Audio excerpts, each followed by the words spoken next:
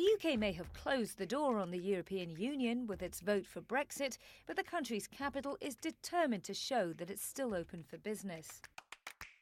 London has launched a new campaign to try and reassure Europeans that it is the place to be. And one of the brains behind the scheme is a self-made entrepreneur. So this is your city now. Isn't this one of the most beautiful cities in the world? It's extraordinary. I just fell in love with it. An immigrant himself who came to London with just £200 in his pocket, Rajesh Agrawal is London's new Deputy Mayor for Business. He's only been in his new post 2 weeks, but already he's convinced that London will remain the world's financial powerhouse even after Brexit. There is a little bit of uncertainty, but at the same time we are fully confident that London has always been and will remain the best place to do business. You're only a couple of weeks into the new role. What exactly do you think you're going to be able to accomplish at such a turbulent time? What are going to be your priorities here? Well, the priorities are very clear. We need a seat on the table whenever we start renegotiating with Europe.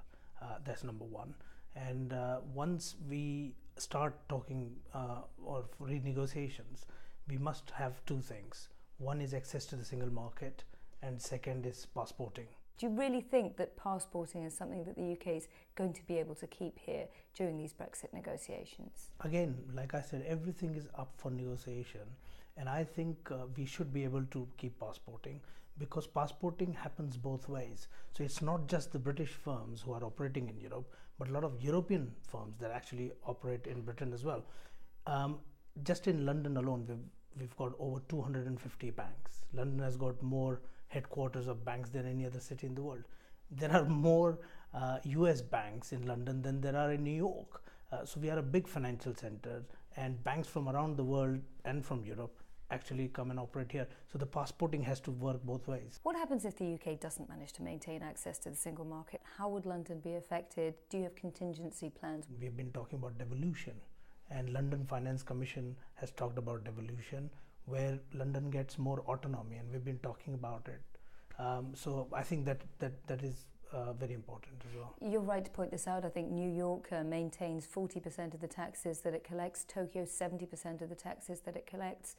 London doesn't have anywhere near that kind of autonomy. Do you think that during your tenure we're going to be able to achieve that? There's been a strong case for it for a few years, but now there is a time, particularly post-referendum, I think it's become even more important that we do it sooner rather than later. So I'm hoping that we'll be able to achieve that quite soon. When you choose a place to do business, you don't just look at one thing. There's a whole package you look at. You look at the regulatory regime, you look at the tax regime, you look at the talent pool which is available, you look at the infrastructure, you look at language and all sorts of things. And all these points, on all these parameters, London scores extremely highly. So would you still have been attracted to the UK if we were facing a Brexit, more than 10 years ago when you arrived here on these shores? Yes, absolutely.